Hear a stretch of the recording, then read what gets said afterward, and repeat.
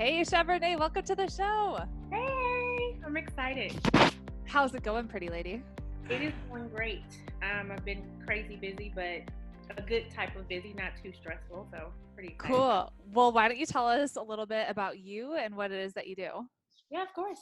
So I'm Shabranae Patton. I'm the owner and founder of Anchored Inc. We are an e-commerce boutique, and we do, everything from apparel to clothing, not clothing, but handbags, accessories, jewelry, just kind of the one-stop shop for all things fashion. And basically, I kind of wanted this boutique to be something that gave back to the world and to the community.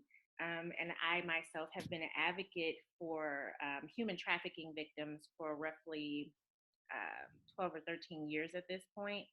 And so I kind of wanted to combine the fact that I love fashion and I love how it connects everybody, but then also with the purpose of freedom for human trafficking victims. So for us, every time somebody kind of purchases from the boutique, we get to not only provide funding for victims and survivors, but we also create care packages for them as well to kind of help them transition back into their, normal everyday life outside of, being trafficking victims type of situation.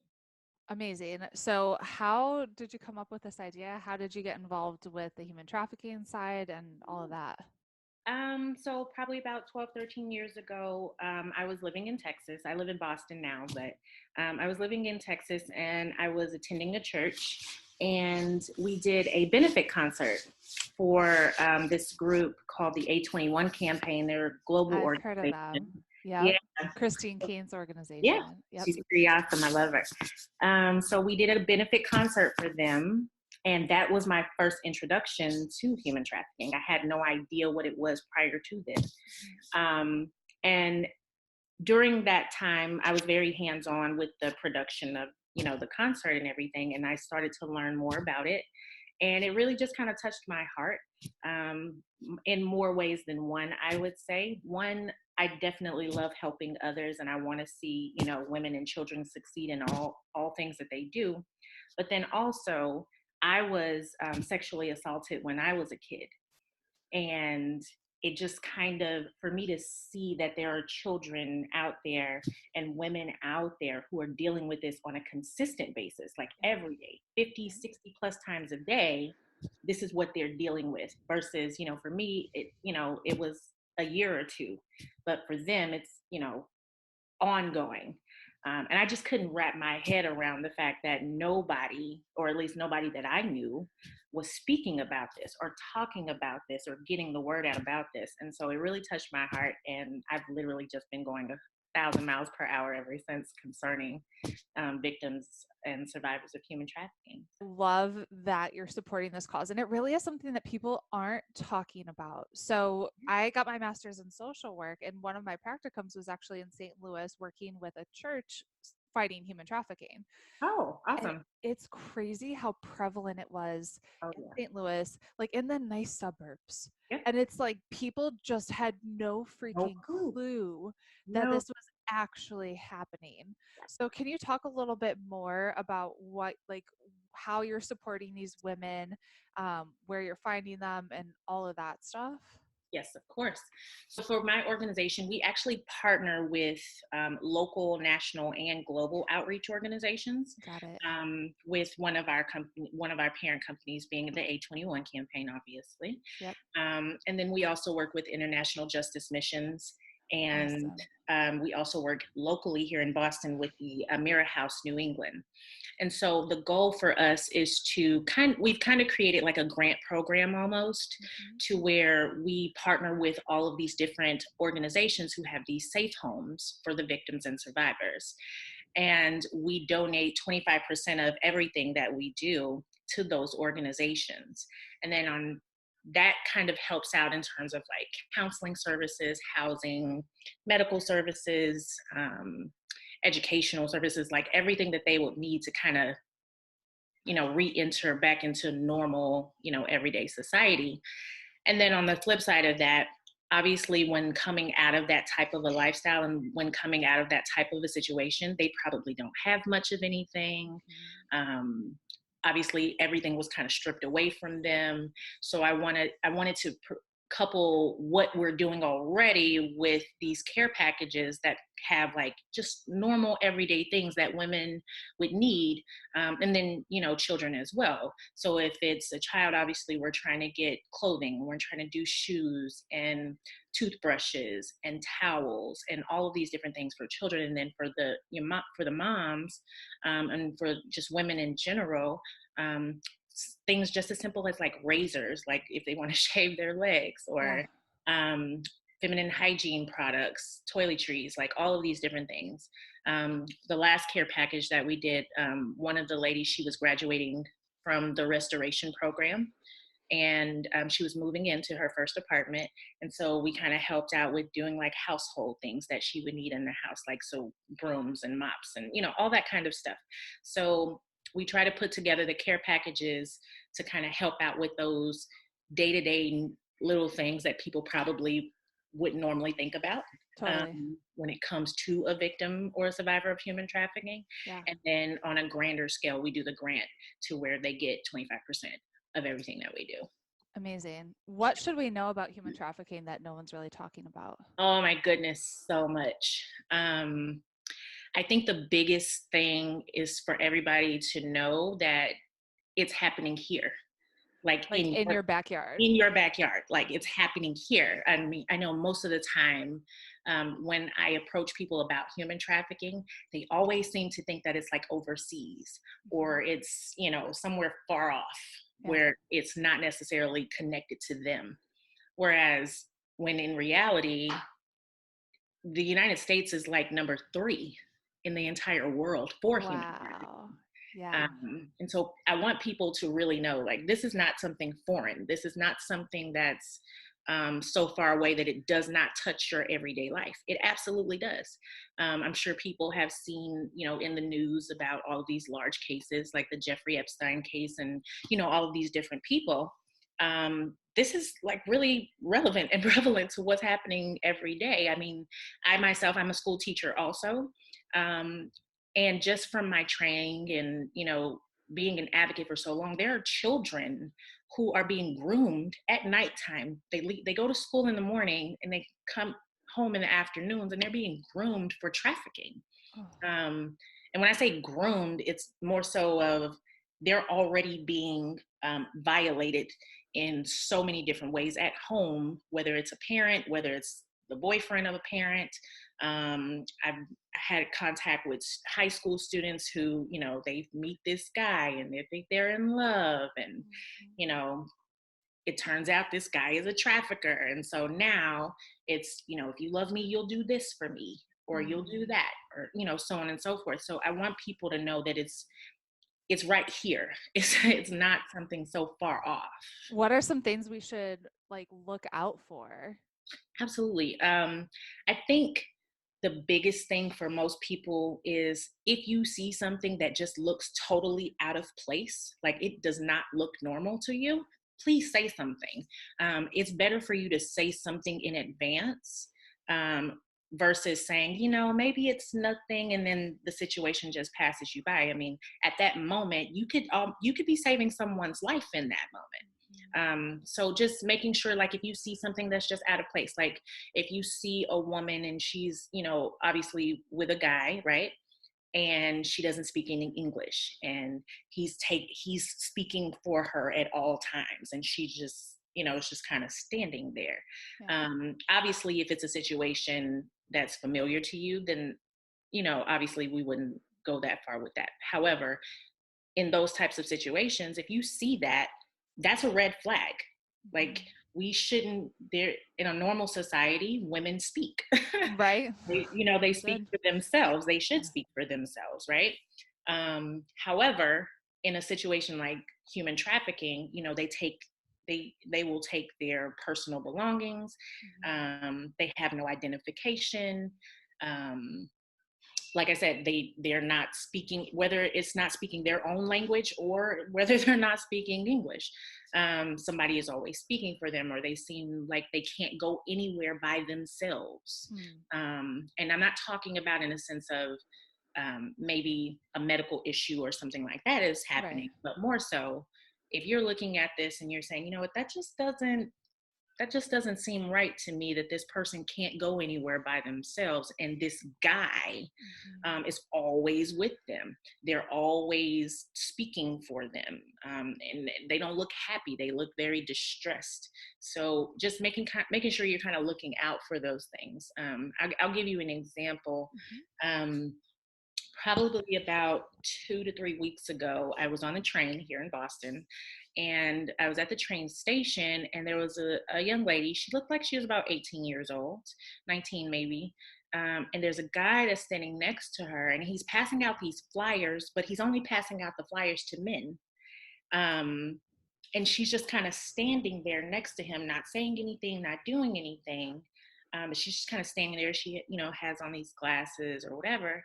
And on her shirt, it says, "I may not be smart, but I know how to have a good time," or something to that effect. Mhm. And he's passing out these flyers. And from what I could see, were pictures of her on the flyer, and he's handing it out to guys, right? And she's not saying anything. She's just standing there, right?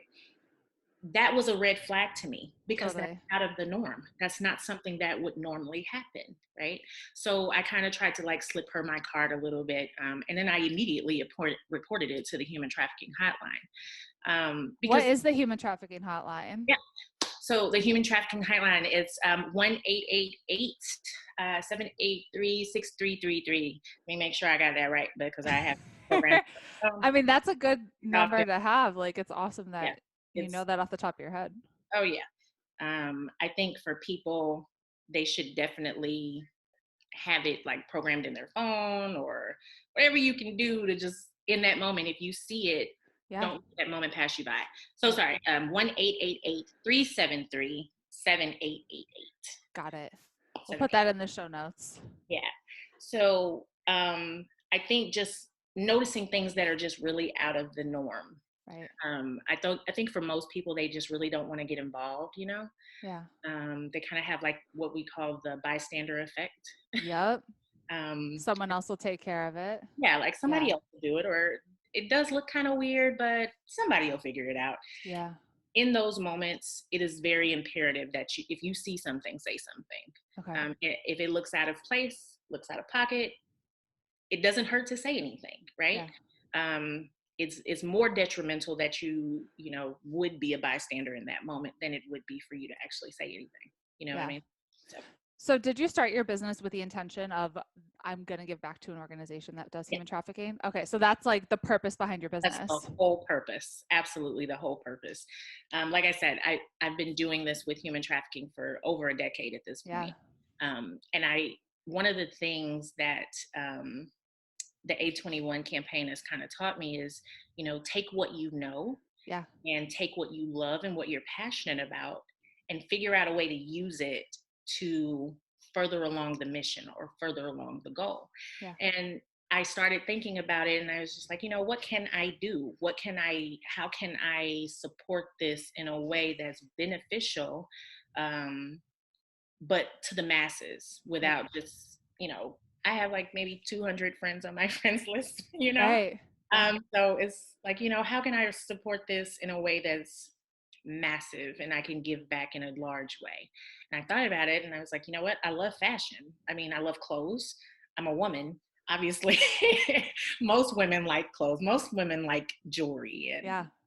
purses, whatever your specific piece of fashion is. Most women have something that they are driven to. For me, I like all of it. So I decided, you know what? I'm going to open up a boutique, and that boutique is going to solely be the benefit of victims and survivors of human trafficking. So the reason why, you'll look at our site and you'll see the clothing and you'll see a lot of it says fashion, purpose, freedom. That's our motto. Mm. Um, we take fashion and we use it for the purpose of providing freedom to victims and survivors, just not just locally, but nationally, globally. Hmm. And so I want people to know, like, every time you wear a piece of our jewelry or every time you wear our handbag or our t-shirts, in that moment, you help support a victim. You helped support a survivor, Hmm. whether that be that they needed search and rescue, whether they needed medical services, whether they needed housing, or they just needed a safe place, they needed counseling services, whatever it is that they needed, because you took that moment to say, you know what, not only do I really like this shirt, or not only do I really want that sweater, but I want to give back and I want to help out in as many ways as I possibly can. And I thought this was universal. I thought it was something that was universal. So that's kind of why I went with a boutique. I love it. How are you spreading your message? Like, what are you doing for marketing? How are you getting it in front of people? Um, so marketing has been kind of crazy. It's really just kind of been word of mouth. Hmm. I've also done a few events here in Boston, Yeah. and that's just more so like the pop-up shops and the festivals and things like that. So right now it's really been more of a kind of word of mouth type situation. Um, and once we kind of got up and running here in Boston, we got connected with the mayor's office and the attorney general's office. So we made all of those connections to How where did you make those connections? actually it was I don't even know how to explain it really. It was really more so one of those things like, okay, who do I need to speak to Hmm. in Boston to find out what's happening in Boston concerning human trafficking? Yeah. I, we've only lived here about a year and a half. Okay. But I knew I wanted to continue my work of working with victims and survivors. So I decided to reach out and find out, who can put me in the right direction. I spoke with a few city council members and found out that they have a coalition here for businesses. Wow. Um, and you are able to, if you're selected to be a part of that coalition, you're able to have connection with the mayor and the attorney general's office, who regulate all of the different um, programs and organizations here in Boston concerning, women and children and trafficking and all of that. So I kind of reached out and they got back to me, and we discussed like what my mission was, what I was trying to do. And they said that it fit right in with what their mission is in terms of human trafficking victims. And we've kind of been going ever since. Very cool. Yeah. What's your plan to scale your business and reach even more people? The plan is to hopefully be able to grow our I don't want to say group, but I guess grow our exposure Hmm. via social media. I'm also still doing different events here in Boston. We're also going to be branching out to where I will have people doing a few events also in Texas. Um, but right now it's just more so like I'm trying to get the word out there via social media. I have a couple of people in Texas who are also doing the same thing, but we haven't really done like a big, huge marketing push, just because personally I have no clue. Like I being can help you with that. 100% transparent. We need to connect. Yeah, like I'm 100% transparent here. Like I really have no clue. And the craziest part about it is we've gotten some feedback. We've gotten some people who are, I guess, great influencers on social media who have kind of gotten in contact with us. But being that I'm my level of knowledge concerning that is just minimal. Yeah. um, I've just kind of been very skeptical and very protective of my organization, because I want to make sure that it's being portrayed in the light that it's supposed to be. I For don't sure. want it to just be, oh, this is another boutique that's popping up, because obviously there's a billion of them. Yeah. And then not only that, we're up against all these big box retailers, right? Um, what I wanted to make sure that the integrity of my company was intact. I Yeah. didn't want it to be a situation where it became cheesy or something that was a gimmick or something like that. For So sure. I've been very protective of it, and it's worked in a good way and in a bad way. In a good way because when people hear about my company or when they hear about my organization, they don't look at it in the light of, oh, that's just a boutique. They Right. know that there's a purpose behind it, and it's a larger purpose than just clothing and apparel and all of that. But then on the flip side of that, being so protective of it has also kind of caused a little bit of a pigeonhole situation, Right. because not very many people know that we exist yet.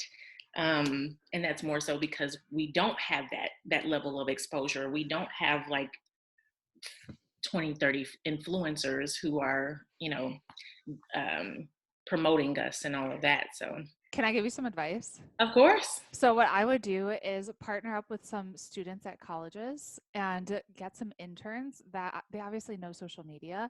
Yeah. Get interns that are really behind your social mission, that believe in what you're doing, and have them work for you for free to start out with. And Yeah. then when they're doing a good job, you can start paying them. But people who yeah, people who like, especially college students, they need the experience. Right. So they'll work for free. I worked for free for a long time.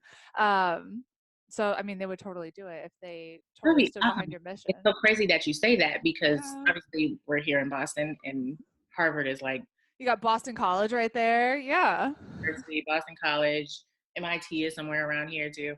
Like everything is like really, really close. So that's actually really, I'm Write writing, that down. I love it. put this in. Put it in your notes because that'll really Yeah, help you be able to grow and expand and reach more people if you have someone on your team that completely takes ownership of that role. that would be amazing. Thank you for the info. Yeah, totally, totally. What advice do you have for someone who wants to incorporate an aspect of giving into their business? You know, I would definitely say, I don't necessarily, obviously, I don't know what everybody's religious background is or whatever the case may be. I know for me, I had to pray about it. I had Totally. to I had to go to my higher power to make sure that I'm doing what is beneficial to what I'm fighting for. And then after that, I would definitely say pick what you're passionate about. Um, the reason I'm passionate about human trafficking victims is because I've had an experience of my own, right? Mhm. I think that's the best type of giving back that you can do, is when it's something that you yourself are so passionate about for your own Mhm. personal reasons that you would do it even if you didn't have a business, right? Yeah.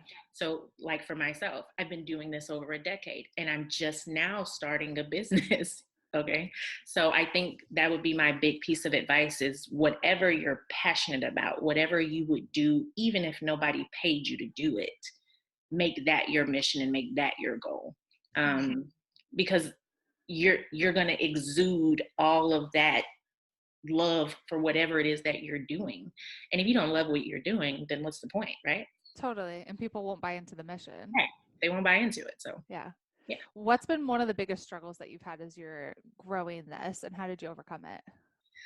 Um, I would definitely say my biggest struggle is probably, marketing, right? Mhm. I just really have no idea what what to do when concerning that, and that's something that I'm still struggling with. um So we have 125 episodes of this podcast that primarily focuses on marketing, so you can yeah, binge. I'm gonna binge watch. I mean, that's, if I had to say my biggest issue, that would probably be it. But outside of that, probably just having the help, right? Yeah. Because right now, um, I'm almost kind of like a one woman show at this point, right? And you're working full time. And I work full time. So for me, I guess outside of the marketing, it's just the help, like Yeah. needing that type of help. I mean, I have family members who are kind of trying to help out when they can, Yeah. um, but just needing that consistency of like an assistant or something. Um, that's probably my one of my big issues. I've attempted to overcome that with a lot of scheduling. Um, just kind of realizing myself, like, you can't do everything right now. Totally. You have to pace yourself. You have to, balance it out a little bit more. Yeah. That has kind of helped me de-stress a little bit more. Just putting in those schedules and making sure that I'm not overlapping things and all of that. So that's kind of helped out a little bit, but I probably still need to get an assistant at some point. Oh, you do. Like I was just yesterday. telling my mom I'm yesterday, telling I need like an assistant. with all the colleges around you, you could find some really good free help. I'm on top of it. As soon as we get off of here, like On I'm it. about to put a flyer. I'm about to put it, and I'm gonna go to the colleges and post it. Like, it's gonna be crazy. I bet you could even speak at the colleges and share your business and what you're doing. I bet you totally could do that. Absolutely. And We if you so in college I was involved in like Fellowship of Christian Athletes and Campus Crusade for Christ. So since you mentioned like you're strong in your faith, I would reach out to those organizations and see if you could be a speaker at one of their events. Because it was at Campus Crusade for Christ. It was the all campus worship event that I went to. There uh, was a speaker there that talked about Africa. And that was when like God told me to go to Africa. And it was like that total moment of get up and go. yeah, So like imagine head if you off could moment. be yeah, it was so weird. So imagine if you were a speaker at an event like that and you were able to reach thousands of students. Yeah, absolutely. I would love to do something like that. I mean, for me, I've actually already done like a few lessons with students at, the public schools from 6th grade on up. So I'm hoping that that kind of gets incorporated into the school district as well, to where I will be able to go to more schools and Yeah. teach about human trafficking too. But definitely, I'm going to look into it for the colleges too, because I mean, they need it just as much as the students that I teach right now need it. We all need it, to be Heck honest. yeah. Heck yeah. So I'm definitely looking forward to it. What's the best piece of advice you've received? Ooh, best piece of advice. I would probably say, don't quit. Hmm. That's probably going to be the biggest piece of advice on this journey of being an entrepreneur and being an advocate and all of that. It gets tough. It gets very overwhelming sometimes. And probably for reasons that probably most people wouldn't really understand. Yeah. But my level of overwhelming really kind of comes from the fact that I'm reading all of these stories of all of this trauma on a consistent basis. Oh yeah. Um, and I have to literally internalize it so I can provide the best possible service to those who I serve. The biggest piece of advice that I have gotten thus far is don't quit, because I've had moments where it has become too much, both mentally and just kind of on the business side, like needing to mentally let go for a little bit. When you see such traumatic events on a consistent basis, um, it tends to kind of skew your thought process a Oh little bit. yeah. So I've had to kind of step back a couple of times. And in those moments, my immediate thought process was like, okay, I can't do this anymore. I need to stop. I need a break. Yeah. Um, and while taking a break is beneficial and helpful, the biggest piece of advice was don't quit. It's okay to slow down. Yep. It's okay to take a moment, and it's okay to gather yourself, gather your thoughts, even if that means you need to take a quick vacation, whatever it is. It's okay to take a break, but don't quit, because there are literally millions of people counting on you. And that's kind of what kind of keeps me going, is the fact that I know that there are 40 plus million victims of human trafficking right now. They are counting on me. Yeah. They don't know me at all, from Adam to Eve. They don't know me, but they're counting on me, and I carry that with me. And so I would say the biggest piece of advice right now is don't quit. Yeah. Oh man. So I mean, when I got my master's in social work, they talked about that a lot of when you are doing that kind of role and it's like you're immersing yourself in other people's trauma and you tend to take on that trauma yourself, which can be so hard and so draining. So making sure you're especially you working full time too, like prioritizing that self-care, Yeah. and making sure you get like those mental breaks, I bet is Yeah. huge. Huge. Yeah, So we met on elevator pitch, which we was did. so cool. What inspired you to get on that show and what was your experience? That was It so was fun. so crazy. So I was watching Entrepreneur, right? On Instagram initially. I was watching it, and then um I saw it was like a commercial, and it said, if you want to be on the next Entrepreneur Elevator Pitch, you can apply at such and such, So I had applied like, I don't know, like 7 months ago. Yeah. I hadn't heard anything back. And so I figured, you know what, I didn't get picked, I didn't get approved, or, whatever the case may be. Yep. And um probably about 3 weeks, probably not even 3 weeks, 2 weeks, 2 to 3 weeks before I got the email, or not before I got the email, like 2 to 3 weeks prior to me having to go, right? I got an email saying, "Oh, you've been chosen to, come for season 5," and I was like, "Oh my god! Oh my god! Oh my god!" So yeah, I had already been watching the show. Yeah. I love shows like Entrepreneur Elevator Pitch and Shark Tank and all that kind of stuff. Like I love those type of shows. Um, and I've been really trying to figure out, like, okay, I need to get some exposure. Totally. I also need some additional working capital because I have a lot of things in the works. Like we're trying to get into Target and all that kind of stuff. So I was like, you know what? I'm gonna go for it, and I'm gonna try it and see what happens. I did, like I said, I did it like 7 months ago, and I didn't hear anything back. So I just figured, oh, they didn't pick me.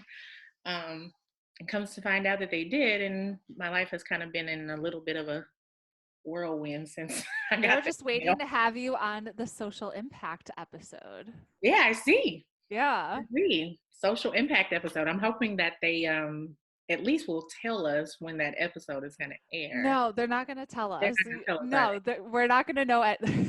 That's how it's been. Like I found out a week and a half before I had to go that I was they? on Right. it and then nothing. So you might see us on TV. You Right. You might see might it. see us on TV. You just never know. You just don't know when. It'll be sometime between now and season 5 ending. There you go. Yeah, it's Yeah. an episode on season 5. We don't know which one, Right. but that's so funny. What's the best book you've read? Ooh, best book. I would have to say So Long Insecurity has Ooh. was like the best book I ever read. It's by Beth Moore. Um, and I think for myself, that was probably my greatest book because, like I said, when I was younger, I was sexually assaulted when I was younger. And from the time that happened up until I read that book, I've always had a certain thought process about myself, in terms of like, oh, I'm not good enough, or my flaws are hindering me, or um, I'm not worthy, or I'm not wanted, and I'm not loved, or whatever the case may be. I always had those types of thoughts because of the trauma that I experienced at such a young age. And even now, I mean, I'm 34 years old now, and I still kind of deal with those thoughts every so often. But reading that book, So Long Insecurity, helped me in so many ways. It just kind of really showed me that I'm not my trauma. I'm not what happened to me. I'm totally different. And it just really kind of helped me come out of my shell a little bit more in terms of being able to talk about it and being Yeah. able to face it head on, and come out on the other side of it. So it really kind of helped me out. And I even go back and I reread it every so often just to kind of pick up other little nuggets that maybe I forgot about, things like that. But probably I So Long Insecurity. I just wrote that down because I get a lot of people asking me, I'm struggling with confidence. What should I read? And I don't Oh, have a yeah. lot of recommendations. Like the only one I've had is Battlefield of the Mind by Joyce Yep. Meyer. I've read Um, them too. Yeah. I would definitely say So Long Insecurity. Like if you're dealing with any type of insecurity, she goes through so many different scenarios and how it kind of plays out and what our mind kind of makes us think versus what's actually really happening. It's a really great book. I would definitely recommend it.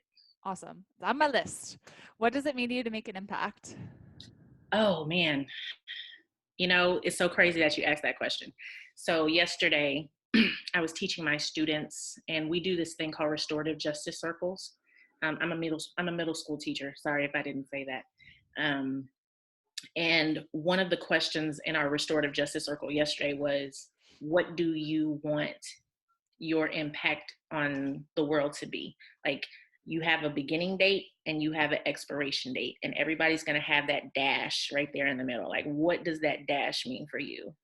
And I got so many different answers. And one of the students, obviously they asked me, like, "Miss Patton, like, what's your dash? What are you gonna what do you want to be impactful about you, so to speak?" And I said, you know what? When people say my name, when people think about Shabranae Patton, I want them to think freedom. I want that to be my impact. Um, and I want that to be freedom in the sense of, you are free to be exactly who you were originally made to be, in all aspects and on all levels, not just physically for those who are victims and survivors of trafficking. I want them to know that even though you're out of that bondage, you're free mentally also. Let your heart go free, let your mind go free, and become the person that you were meant to be in the first place. Somebody tried to steal your life away from you, and they tried to chain you to death, and they tried to chain you to being handled in a very grossly inappropriate way. They tried to silence your voice, they tried to enslave your voice and who you are. And I want people to know that, um, if I don't do anything else with my life, that I brought freedom. Ooh, that's good. Yeah. That's good. Where can we connect with you? Where can we shop your stuff? How can we support you? Course. So you guys can visit www.anchoredinc.com. That's ANCHORDINC.com.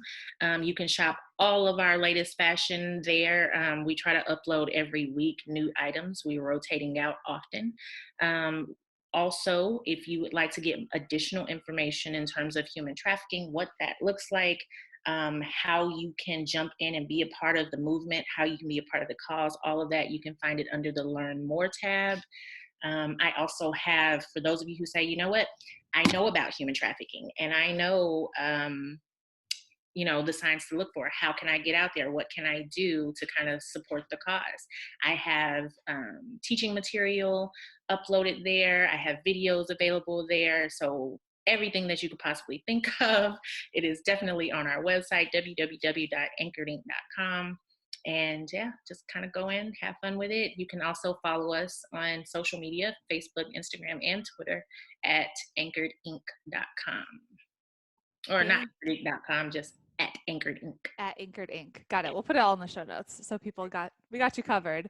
Well, thank you so much for being on the show. Thank you just for your heart and Oh, the impact that you're making on the world. It's so cool to see, and I can't wait to see how many lives you're going to transform in the next couple of years. oh, thank you so much. And I'm looking forward to seeing you guys even more in the future. And hopefully we'll be getting together and partnering up and making some big things happen for freedom. Heck yeah. Yep.